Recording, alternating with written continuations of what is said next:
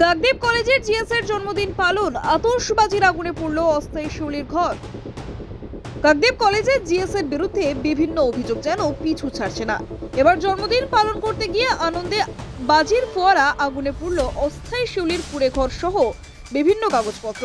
উল্লেখ্য, গতকাল রাতে ভয়াবহ আগুনে লেলিহান শিখায় পুড়ে ছাই হয়ে যায় একটি শিউলির পরিবারের অস্থায়ী ছাউনির ঘর। ঘটনাটি ঘটেছে দক্ষিণ 24 পরগনা জেলার কাকদ্বীপ পশ্চিম স্টেশন সংলগ্ন এলাকায়। সর্বস্ব খুইয়ে পথে বসা শিউলির পরিবারের অভিযোগ, গতকাল রাতে কাকদ্বীপ সুন্দরবন মহাবিদ্যালয়ের জিএস এর জন্মদিন উপলক্ষে তাদের বাড়ির কাছেই অনুষ্ঠান চলছিল। সে সময় বাজি ফাটানো হয় বলে দাবি পরিবারের সদস্যদের। হঠাৎই বিকট বাজি ফাটার শব্দের পর আগুন ছড়িয়ে পড়ে এবং মুহূর্তের মধ্যেই ছাউনি ঘরটি আগুনে গ্রাসে চলে যায়। পরিবারের আরও দাবি, প্রায় 1 মাস আগে মেদিনীপুর থেকে কাকদ্বীপে ব্যবসার উদ্দেশ্যে আসে। ওই ঘরে থাকা নগদ টাকা ও সোনার গহনা আগুনে পুড়ে সম্পূর্ণভাবে নষ্ট হয়ে যায়। এতে বড় সড়ো আর্থিক ক্ষতির মুখে পড়েছেন তারা। খবর পেয়ে ঘটনাস্থলে পৌঁছায় দমকল বাহিনীর একটি ইঞ্জিন। দমকল কর্মীদের চেষ্টায় আগুন নিয়ন্ত্রণে আসে, তবে অগ্নিকাণ্ডের প্রকৃত কারণ জানতে তদন্ত শুরু করেছে প্রশাসন। ঘটনাকে কেন্দ্র করে এলাকায় চাঞ্চল্য ছড়িয়েছে। অন্যদিকে এই ঘটনার অভিযুক্ত জিএস অভিজিৎ দাস এবং শাসক দলের সদস্যরা ক্যামেরার সামনে কেউ মুখ খুলতে রাজি হয়নি। দক্ষিণ 24 পরগনা থেকে গোপাল সিলের রিপোর্ট, ডিএন নিউজ বাংলা। পড়েছিলাম, তারপরে দেখি না আমার বাড়িতে আগুন লেগে গেছে। তারপরে আমাদের কোনো রকম আমাদের প্রাণ বাঁচানোর জন্য আমরা উঠে চলে এসেছি। আগুন লেগেছে যখন, তখন বুঝতে জানি না কে লাগিয়েছে, কিন্তু ঘুমিয়ে পড়েছিলাম, উঠে দেখি আগুন লেগে গেছে। উঠে তারপরে আমাদের উঠে বেরিয়ে এসে দেখি না বাজি ফাটতেছে, ওর ভিতরে বোম ফাটতেছে। বোমগুলো বা বাজিগুলো ফাটছে কোথা থেকে? ওর ভিতর থেকে। মানে এখানে কি হয়েছিল কি? এখানে একটা ওই ক্লাবের ছেলেরা নাকি একটা জন্মদিন করেছিল। ক্লাবে না কলেজে?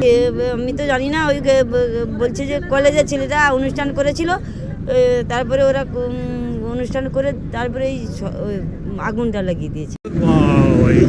আমাদের ভোরের দিকে একজন পথচারী কল দেয়, আমরা সেই কলটা অ্যাটেন্ড করে সঙ্গে সঙ্গে আমরা গাড়ি নিয়ে বেরিয়ে এসে আমরা একটা ইঞ্জিন দিয়ে কাজ শুরু করেছি। অলরেডি কাজ কমপ্লিটের পথে। তো এই মুহূর্তে কিভাবে আগুন লেগেছে এই মুহূর্তে হলপ করে কিছু বলা যাচ্ছে না, এটা তদন্ত সাপেক্ষ। এটা কিসের বাড়ি ছিল? এটা ওই খড়ের বাড়ি, ওই কুট তৈরি করে, হ্যাঁ, তাদের বাড়ি ছিল আর কি। ঘুমিয়েছিলাম, আমার বাসাতে পালায় আগুন ধরিয়ে দিয়েছে। ওইখানে জন্মদিন হয়েছিল, ওরা বাজি ফাজি রেখে গেছে, ফুটাচ্ছিল। তারপরে আমার পালা পুড়ে সব টাকা পয়সা, গয়নাগাটি, জামা কাপড় সব পুড়ে গেছে। আমার আর কিছুই নেই। কারা বাজি ফাটাচ্ছিল? বাজি ফাটাচ্ছিল এখানে কলেজে যে জিএস, ওরা হচ্ছে জন্মদিন করেছিল ওনার, ওরা তো ফাটিয়েছিল। ওখান থেকে কি আগুন লেগেছে? আমরা কি করে বলবো, আমরা তো ঘুমাচ্ছিলাম। ভোরে ওরা তো করে গেছে, এবার ভোরের দিকে তো আগুন ধরেছে হাফ 5টার দিকে। এই তো আমরা হাফ পুড়ে গেছে, আমরা তারপর জানতে আমরা তো ঘুমাচ্ছিলাম, পরিশ্রম করে। যখন হাফ পুড়ে যায় তখন কি কেমন হচ্ছে? ওখানে কি বাজির শব্দ শোনা যাচ্ছিল? হ্যাঁ, বাজির শব্দ শোনা যাচ্ছিল। আপনার গ্রামবাসীও শুনেছে বাজির শব্দ।